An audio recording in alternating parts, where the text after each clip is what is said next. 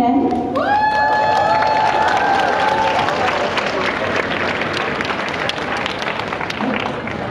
Hello, Ken. Hello. We're back and we're live. It's true. We decided she could use a break. She's been working hard. Has she been doing a marvelous job today, or what, everyone? Almost as good as me. Anyway, we figured I'd give her a break, help her out.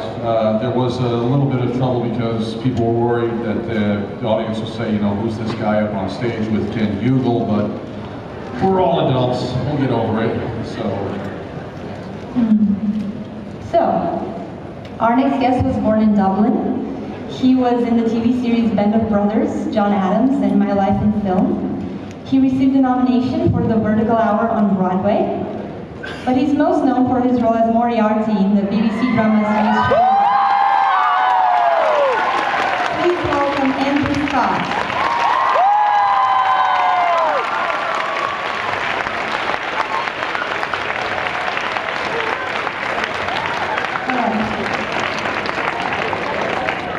Salut.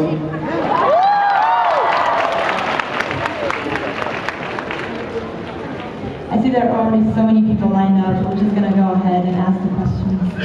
Oh wow, hello. Question, you have an extensive experience in film, television, and recently discovered audiobooks, Oh yes, yes. as well as stage. From all of this, which is the preferable and your most? My favorite. I think my favorite is the theatre because it incorporates all those things. But yeah, I like to do audiobooks because I think our voices are very expressive, you know. You can have a very intimate or a very explosive conversation with somebody on the telephone and you know exactly what they're doing by the way they use their voice. So yeah, I love radio plays and audiobooks. But theatre is my favorite because you have a direct connection with the audience, and I really like that. And you know, they can't edit around you or anything like that. So yeah, the theatre is my favorite, even though it's pretty tiring. Yeah. Okay, thank you very much. Thank you very much. Hi Andrew. Hey, how you doing? Good. Good. Nice hat. Thanks. I wanted to ask you how do you relax after a day at work? How do you get rest? I drink. Especially what? Drink, scotch? I like a bit of gin. It's been. I don't know. How do I relax? Well, it's quite weird when you're doing a play because it's with you all day, even though you're doing it for like 3 hours in the evening. You carry it around with you all day and you're kind of worrying about it all day, and then you wake up and you think, oh god, I have to do it again. And you get nervous like every day and sort of forget that, you think tonight it's all going to go wrong. So when it's over, you're so relieved, you think, yes, I don't have to do this anymore until tomorrow night. So yeah, usually I hang out with the people who are in the play, unless I'm just doing a one-man play, then I hang out with myself. So, but yeah, I have a few drinks. I don't drink too much because you can't. And then in between jobs, like I haven't done a big proper acting job in 6 months because I did Hamlet last year. We did 6 months of it, and it took a lot of the year. And so I just kind of wanted to take a bit of time out from acting at all. I'm big into drawing and painting and design and architecture, interiors, and all that kind of stuff. So that's what I like to do, hang out with my family. I go home to Ireland, where I'm from, and see my family. Thank you. It's so nice meeting you. Oh, lovely to meet you too. Hi Andrew. Hello, Darren. I really thought your performance as an evil mastermind was amazing. So I had this curiosity as in what was the meanest, baddest, most evil thing you have ever done? As a person. Oh, yeah. It's actually the meanest thing I've ever done. It's always when you're a kid, isn't it? Because it's when that's when you feel the most guilty. You think, oh my god, I can't believe I've got away with that.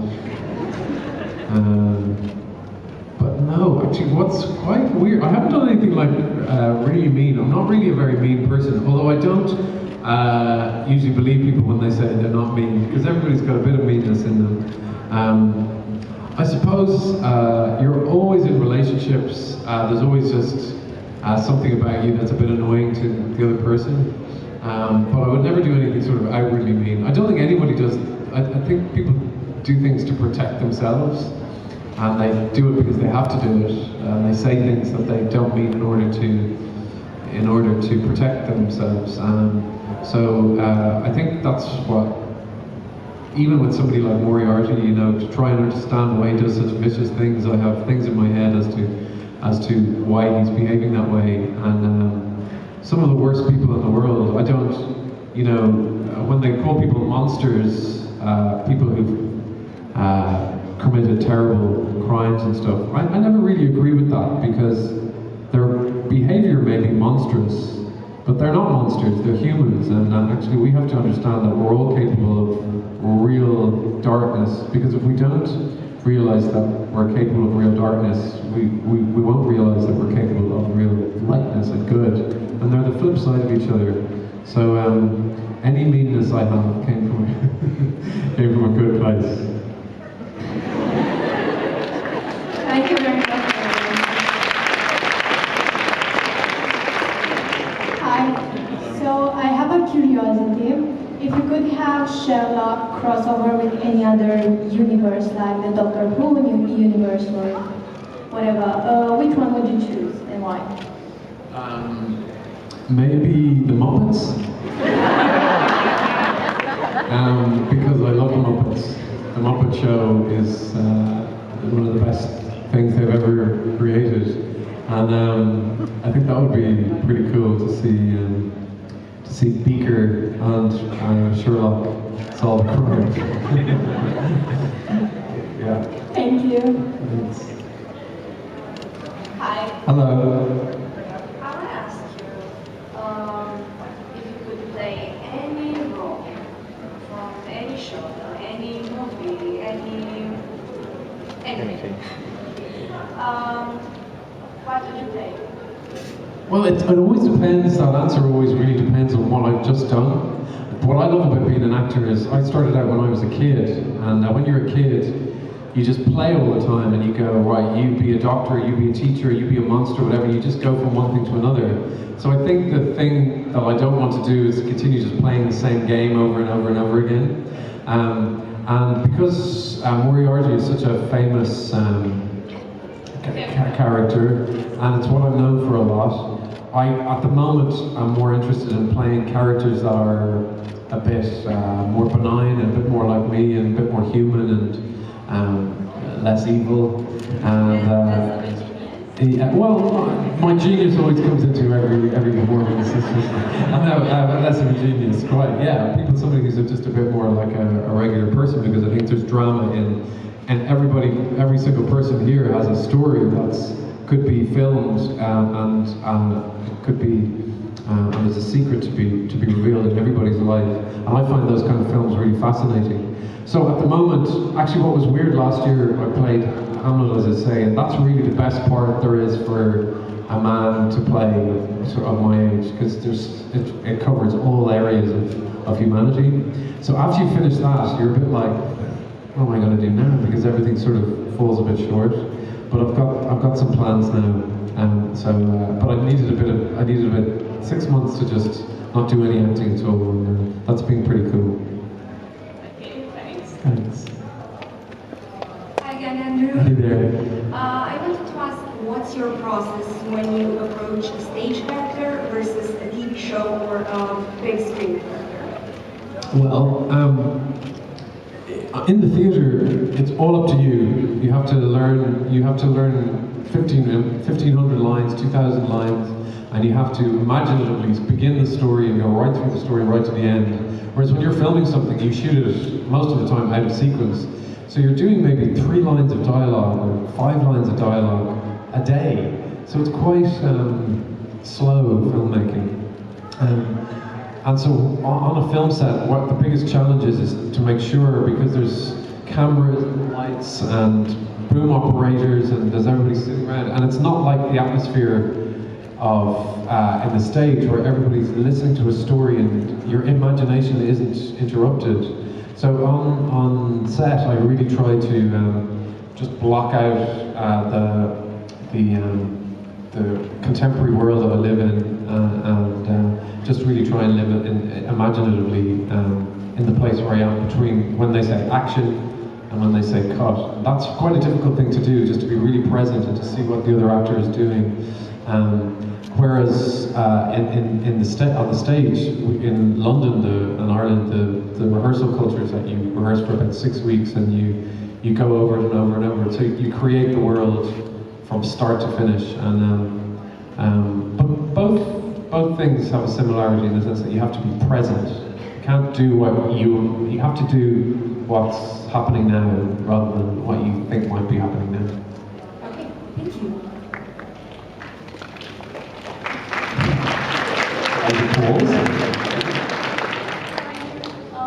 Hey, thank you so much. Thank you so much. Thank you for having me. I'm delighted to be here. How long did it take for you to get into Moriarty's character? Not long. Yeah, it was brilliantly written, that character. Oh, thank you. Yeah, it's, you know, the great strength of that character for anybody who writes fiction or drama or anything like that. The reason I think that character is so strong is it's got something to do with me, but a lot of it is to do with how little he's used. They don't. He doesn't appear very often in the play, and I think that's why he's really scary. Is because we don't know when he's going to appear, and when he does, he doesn't appear for long, so that you don't really know him very well. So I always fought in Sherlock to appear less and to say less and to not do what he's done before. That I think is incredibly important with all villains. I just worked with Anthony Hopkins on King Lear, and I remember watching The Silence of the Lambs when I was younger, and you know, that character doesn't appear. I think he appears for 20 minutes or something in the film, and but his presence is, you can feel it, and the story around it, he's spoken about a lot, like Moriarty is. They speak about him a lot, and that's how you create a really powerful character. So I think it's to trust the script and to and not do anything that people expect. Because I always think with Moriarty that if you play, he's actually having a really good time. Everybody else is pretty miserable, but he's having fun. He's somebody that you would have fun with at a party with. Thank you very much. You're very welcome. Hi, Andrew, it's Jim. Hey, Jim. How are you? Good. It's Jim Moriarty here. We both know you're a brilliant actor, and imitation is a high form of flattery, so let's get to the question.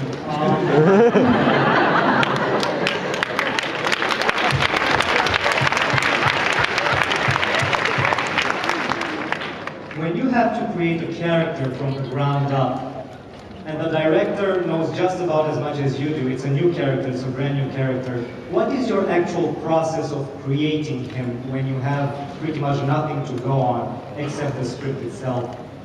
I think the clue is always in the script, even if it's a tiny clue. So in the very, very beginning, like you're wearing today, like very, very well dressed. Thank you. I wore a Westwood suit in the TV series, and actually originally that was a Prada suit, and they changed it for some reason. And but that would reveal to me something very basic, which is that he's sharp. He's a sharp dresser. And what does that say then about the way he is at home? What does it say about his hair, or what does it say about his hygiene, or what does it say about a lot of stuff? So even if it's not explicitly written in the script, there's always something in the script that will give you a clue. He was very flirtatious, to my mind. he called him darling, he called him Shirley, there was something that was sexually quite ambiguous about him. And I thought that was another clue. So it's taking those little germs and making plants out of them to make my metaphors there. And when it comes to the voice? Yeah, that came as a surprise to me, really. I watched Sherlock and I was like, oh, my voice is so weird. But that is not, I think my voice is quite, my own voice is quite, what's the word? Awesome. Thank you. Thanks very kindly. Yeah, awesome. No, my voice is quite changeable. And he says in the series that he's changeable as well, and I think that's interesting that somebody can speak to disguise themselves in a lot of different ways and to play with. A lot of the most powerful people in the world, I think, are people who can sort of merge themselves into other people and make themselves like a chameleon, like the other people, so that they feel trust. They feel trust with that other person. So that means that you're able to sort of slide into whoever he is, so that he could speak in an American accent, or he could be really friendly, or really innocent, or really dark, or whatever it is that he actually contains multitudes, and I think that's what's dangerous about him. Yeah. Thank you. Thank you. Thank you. Sorry. First of all, I love you. Oh, thank you. Thanks very much. And my question would be, do you procrastinate? Is there any time where you had to do something but you procrastinated and now you have to stay up until 3 a.m. or something like that? That's such a good question. Yeah, I think procrastination is given a bad name, actually, because procrastination is quite a good thing to be sometimes. I think that we live in a world now where it's all about doing stuff. Do it. We always have to be occupied with an activity. I think it's quite dangerous. We always have to be, if we're not doing anything, we have to be, when we're not doing anything, we have to show people that we're not doing anything. We have to take a picture of the fact that we're not doing anything. So when we're on holidays, you take a picture of your relaxation, you take a picture. So there's this, what they call the glorification of busyness, and I find that a bit troubling. So actually to be able to procrastinate is maybe sometimes not very helpful, because sometimes we just need to make decisions. But actually procrastination, thinking over stuff, and taking your time and slowing down a bit, I think is a pretty good thing. In fact, I was just saying, for 6 months I procrastinated in relation to my work I have, because I wanted to, the work that I've been asked to do recently hasn't really been inspiring, and then so I thought I'll wait, and it's quite difficult, particularly as an actor.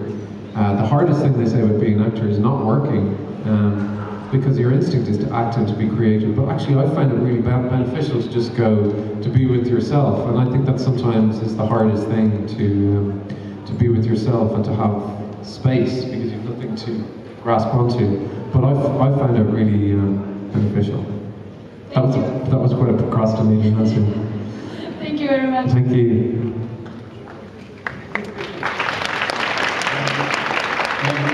Hey, how are you doing? Pretty good.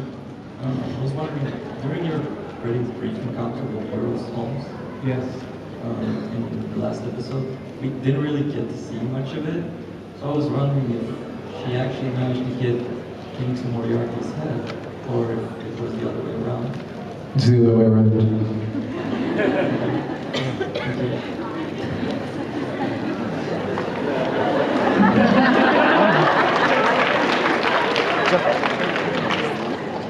Hello. I have 2 questions, but I'm gonna ask you only one. Good to know. I'm gonna ask you about if you have seen the Hollywood show Sherlock's Parody. No, I haven't heard of it. No? No, what's that? And Chris Rankin played Mycroft.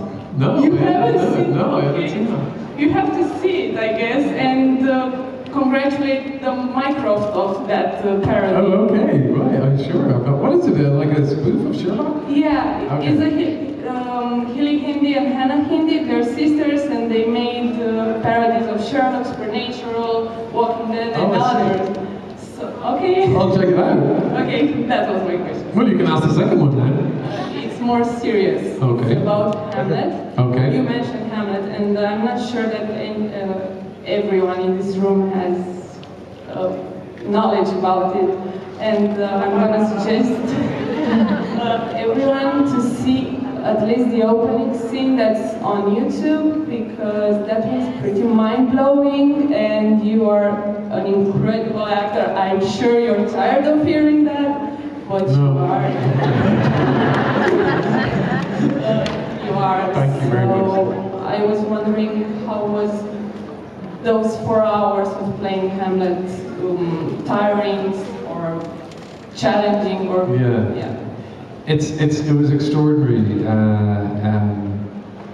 I feel really privileged to have played it, and I'm sort of a little bit more removed from it now than I was, because, as I say, we did it 150 times, and it took 4 hours, and we did it twice a day on a Wednesday and twice a day on a Saturday, and it took up the whole of last year.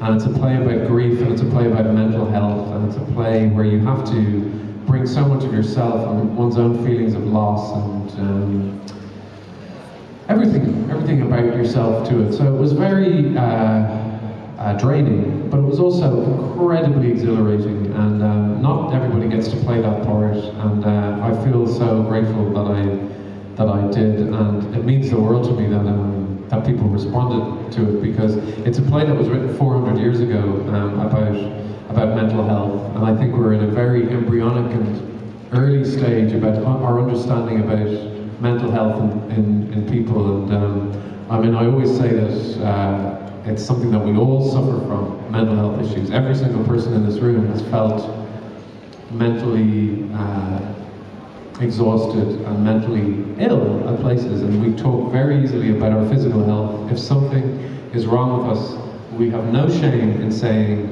I need help, somebody please help me, and you go to experts. And I really believe it's time that we were able to lose the stigma of being able to say, I need help, and that help should be provided for 100% of the people. Thank you. Thank you. Hello, Dara. I just want to start off with saying that it means a lot to me that you like the portrait I did for you. I don't know if you had the time to read what was on the back, but basically, I'm going to say it again because it's never enough. Your Hamlet was outstanding, and I'm saying this because I don't have a long attention span, and I haven't moved an inch all those 3 hours. Thank God for BBC, because they filmed it and they put it out there. Yeah. Because she asked basically what I wanted to ask, I'm going to go back to the stag, if you remember that comment. Yes, of course, yeah. I wanted to ask if you have any gags from the set, because I can imagine it turned out pretty fun being with the guys on the set and doing everything you guys did. Yeah. So The Stag, for those of you who don't know, is an Irish comedy about a stag weekend. Do you call it a stag weekend in Romania? Like a bachelor weekend? Oh yeah. Yeah. Except they're guys that don't really want to go on a bachelor weekend, and they're all quite sort of erudite kind of guys. So we had to get naked on the very first day. We did, like, some of us knew each other because we've known each other for a long time as Irish actors. That was horrendous. That was really awful. And it was in November in Ireland, and we didn't even know each other. Like, hello, clothes are off. And then we had to sleep in the film in the forest. So the crew just poured wet leaves on us. They didn't give us any food. They just left us there. But it's funny. It's a funny film. One of my favorites. It is a very good film. I honestly, I really would love to do some more comedy, actually. Comedies are always the best. They are. Everybody loves a comedy, don't they? Yeah. Thank you very much. Thank you very much, and thank you for your drawing. Hi, Andrew. Hey there. I have two questions for you. The first question, how get yourself up after some difficult or heavy moments? Oh wow. I think the most important thing is to not judge the fact that you're going through a heavy moment. I think I spend a lot of our time thinking, I can't be in a heavy moment, I have to be happy, I have to be happy. The most beneficial thing for me that I ever heard was that our emotions are like weather. So if it's raining down on top of you, you can't be like, just be sunny, because that just makes it worse. You just have to let it rain, and if you let it rain and accept that it's raining, then eventually the sun will come out, and when it's sunny, enjoy the sunshine. That's what I would say.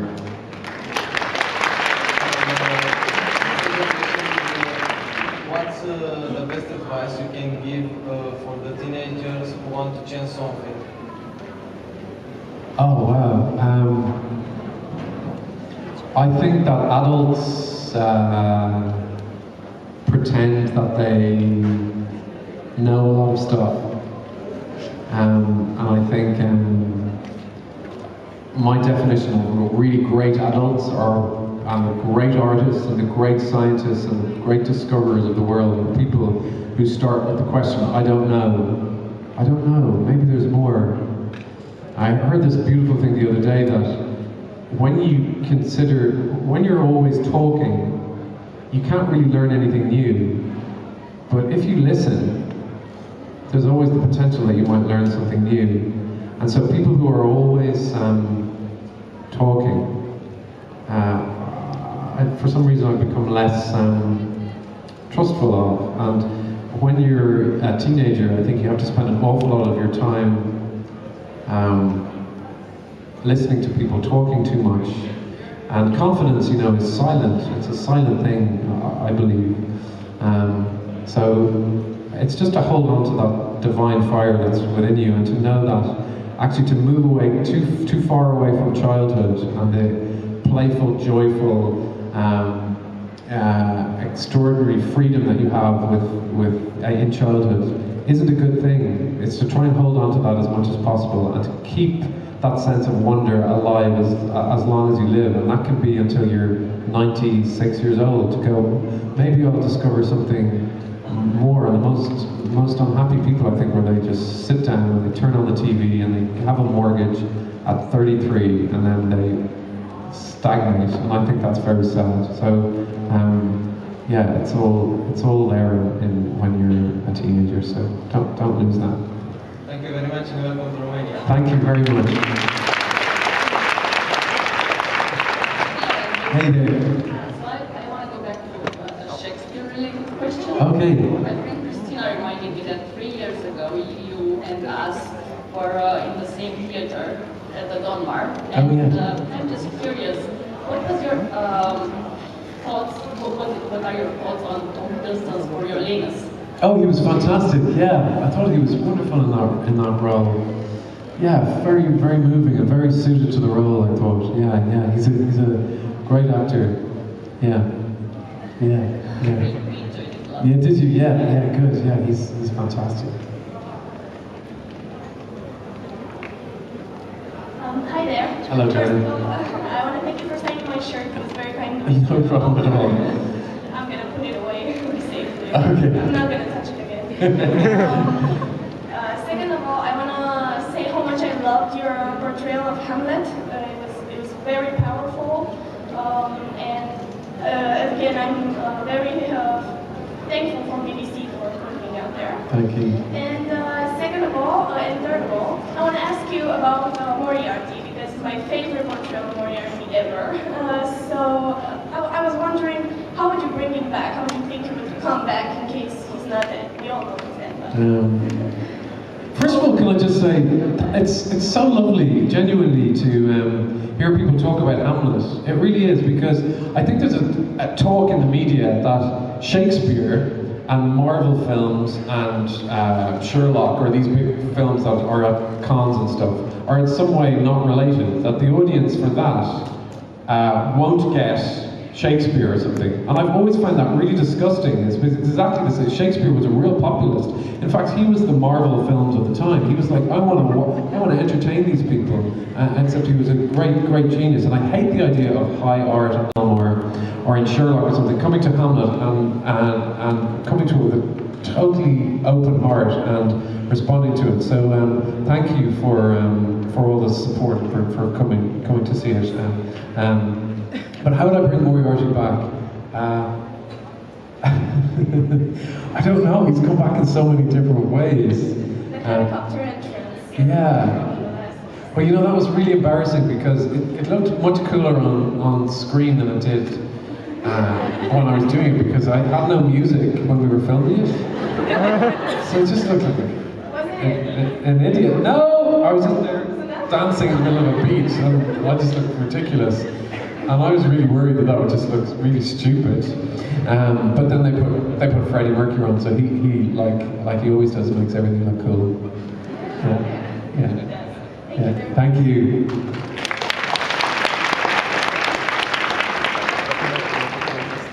Hi, I have two questions. Would you like to play with Benedict another movie or another serial? I would absolutely love to. Yeah, I really would. He's my great friend, and Benedict and I did theatre for years before we did Sherlock, and we've all been, since Sherlock finished, we've been all doing lots of our own thing. So yeah, it would be great to work with him again. It's something completely different, and I have a feeling that will happen at some point in the future, because I like the work he does, and I think he likes the work I do. Yeah, hopefully when everything calms down, we'll be able to do that. Maybe when we're in our 80s. And the second question is, if you would want to play in a Marvel movie, what character would you be for?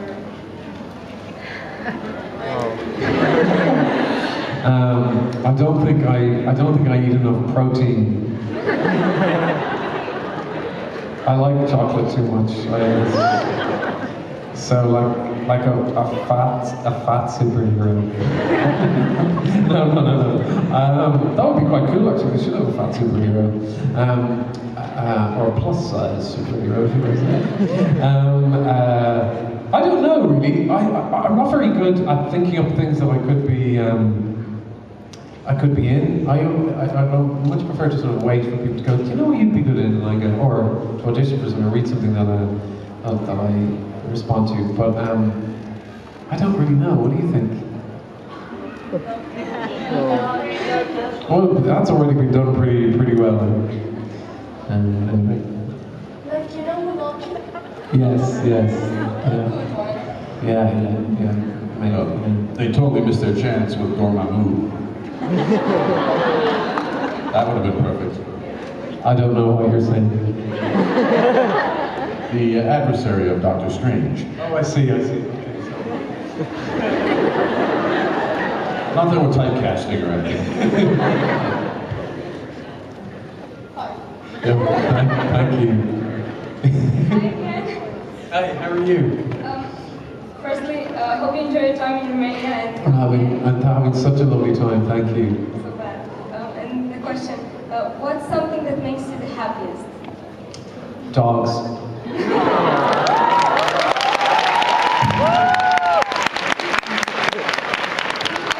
I do love dogs, yes. Yeah. I adore dogs. There's something about dogs, I like all sorts of dogs, really. I think there's something that dogs, they just know how to live. They never feel guilty about everything. If they want to have a nap, they have a nap. If they're hungry, they eat. If they don't want to say hello to somebody, they don't. If they love somebody, they just show you. They're completely loyal. They're such a good laugh. They exercise. They're just brilliant. And they look so good, and they look so cool. So dogs make me happy. Thank you, I totally agree. Oh, thanks. So I want to tell you that you are such a good old fashion villain. Oh, thank you. And also, you have so many great lines, and I want to know what's your favorite one from Sherlock. Did you miss me? Do you know, miss me? Did you miss me? It's funny you should say that. It's so funny at the end, when we filmed that, it was in, it was about 5 years ago or something. But Mark Gatiss, who created the show, said, oh, we're going to do this little bit at the end of the credits. And I was like, okay, it was family. He goes, come on, we're going. And then he goes, come on, we'll go and film it now. I was like, okay. So I was like, I've got my costume on, blah, blah. So we went out to the back of the car park. I put up a camera and I said, miss me? And I was like, is that okay? Like, yeah. And then it became this huge thing. I thought I would have put a bit more effort into that. But it was something that just was really exciting because, not because of the content, but because of the story around the content. That's why it's such a great show. It's because in saying miss me, it meant that he was not dead. And that was incredibly exciting. And so that was cool. But that was a really nice moment. But I had so many really good lines. I remember I had a line, I own your phone, Sherlock. oh yeah, there you go. What was the line I had about, that's what people do. People die. That's what people do. That was the first time I felt, because I think when I first came out, when it first came out the show, I think people were like, that guy's not scary. So I wanted to be able to be scary in a surprising way, and that's what, that was my first really scary line, I think, so that's probably my favorite one. Thank you. Thank you. First of all, I'm very jealous of you because my favorite characters ever are male, and obviously I could never play Hamlet. Yes, you could play Hamlet. That's not true. Absolutely, you can play Hamlet if you want. I think there's lots of Ruth Negga is going to play Hamlet in Dublin. That's amazing. Yeah, it's absolutely. I think all that stuff about who gets to play. Everybody should get to play everything. So absolutely, you should play Hamlet. Okay, thank you. And my question. I want to know what's your favorite play ever and your favorite character from a play. Well, I love the work of Tennessee Williams. I love The Glass Menagerie. It's a beautiful play. Me too. We just studied it. Did you really? Yeah. Yeah, it's a beautiful play because it's really funny, and it's about family. I think all great plays are about a family of sorts. And it's one of my favorite plays, yeah. And I like the work of an Irish playwright called Conor McPherson. But my favorite play now, I have to say, is Hamlet. It's mine ever. So. Yeah, it's a beautiful play. Thank you. Good luck with Hamlet. Thank you. We'll all be coming to see you. Thanks. Have a nice day. Thank you. You too. Hello, Darren. You've answered some great questions about what makes Moriarty scary, but I was wondering what scares Moriarty himself? What do you think scares him? Oh, wow. I think he's scared of himself, you know. I think he's scared of himself.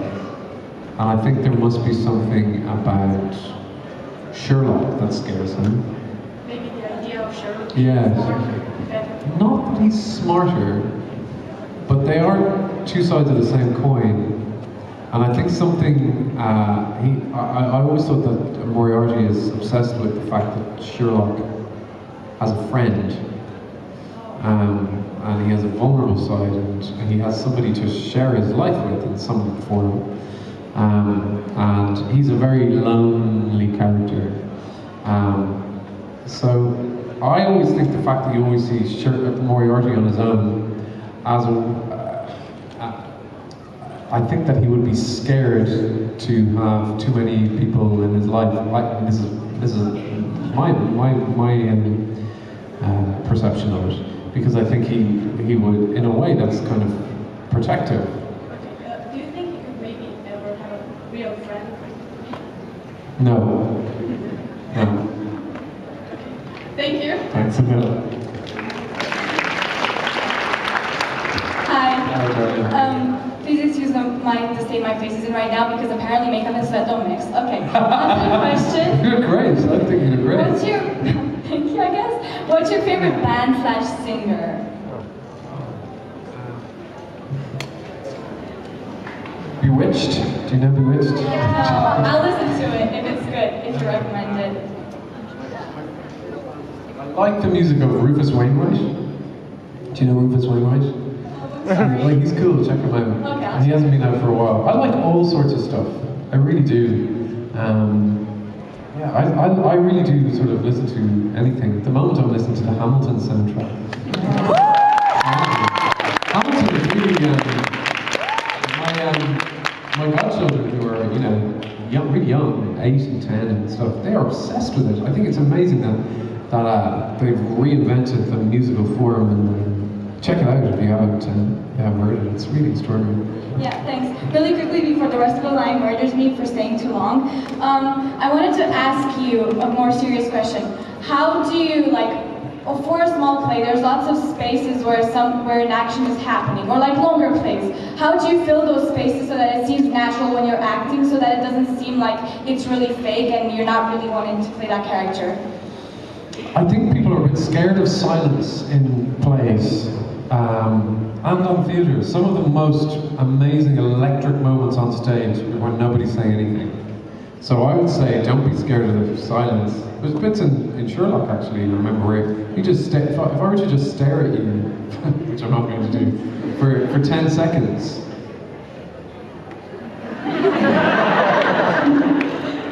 People go, what's happening? And it makes the audience go. So actually the quality of silence is as important as the quality of anything else. And in fact, sometimes it's the most important thing in the theatre. Thank you so much. You're welcome.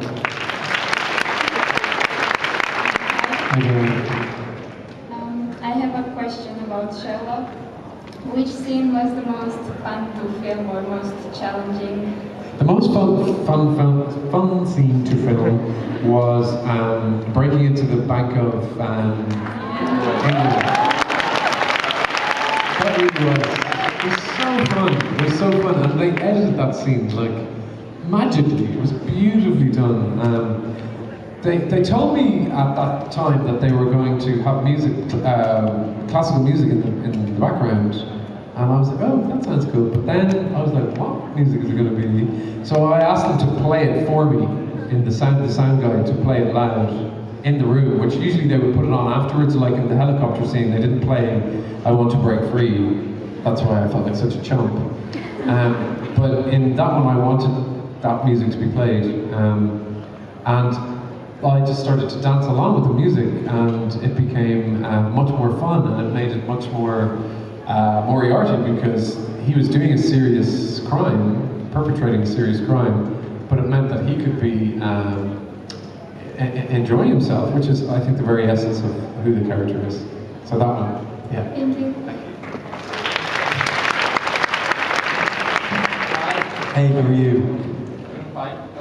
Well, we noticed that Moriarty likes the big stuff, so here's a fun question. What's the thing that tasted best? Lick stuff? Yes. Like the gun, the apple.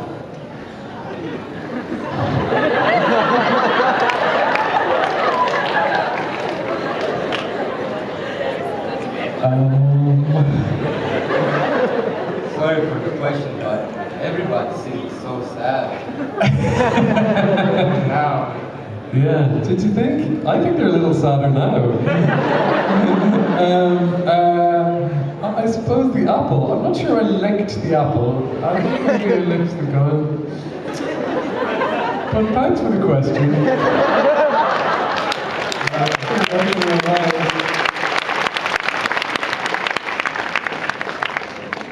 Hello. Hello, Jermaine.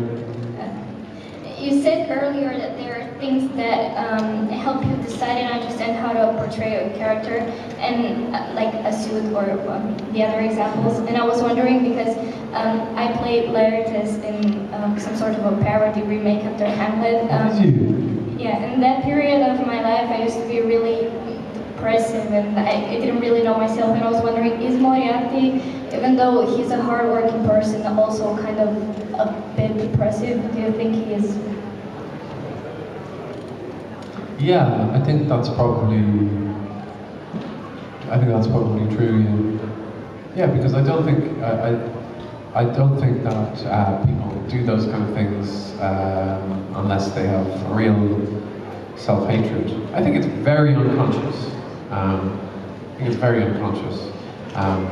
But yeah, I do. I think there's a real self-loathing there somewhere.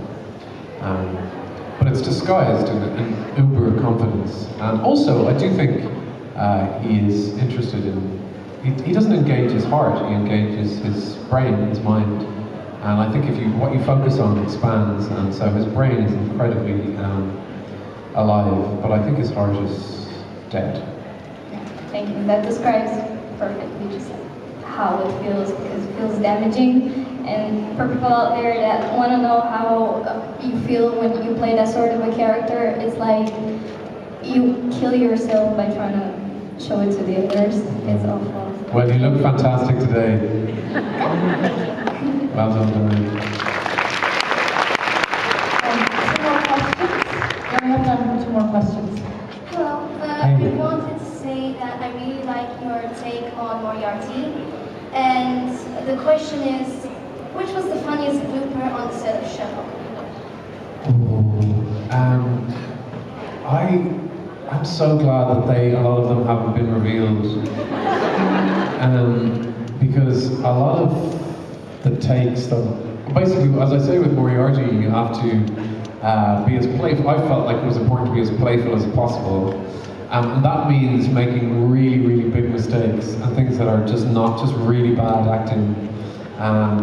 Trying things, and sometimes Benedict would be like, really? And it's like, but that's the spirit of it. You have to make mistakes, and you have to mess up. And I definitely did that a lot. So I'm definitely very grateful to the editors for tidying that up. And I suppose in a way, sometimes for not tidying it up, because some of the things that I thought were terrible, they've kept. But anyway, there's nothing we can do about that. So, all right, thank you. Thank you. Hello. Hey. I have a more light question for you. Had you not played Moriarty, what character in Sherlock would you have liked to play, and why? Mrs. Hudson.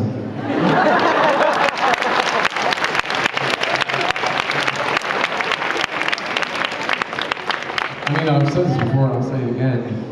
That is a brilliant performance. It really is. Talk about somebody who makes the most out of a small character. She's really funny. You absolutely love her. Everybody loves that character. And it's because Una is such an incredibly open, lovely, generous person who in England is like a national treasure. I grew up watching her. She was in a program when I was a kid called Warsaw Comics, and I mean, I just couldn't believe I was getting to work with her. It's a character that's kind of iconic, that, you know, because she's got real power over Sherlock and John, but particularly Sherlock, because she's able to be like, you know, completely indifferent to what he does. She's just interested in whether his laundry's done and whether he has a cup of tea and stuff. And I think that's amazing, because there always has to be great people behind the great artists and scientists and free thinkers of the world. There has to be someone who pays the rent and finds the person's keys and stuff. Those people are as valuable as the others. Yeah. Thank you. Thank you. So, the last question. Okay, as an actor, do you ever use the mannerisms, the gestures of your characters, like Moriarty, by accident or intentional?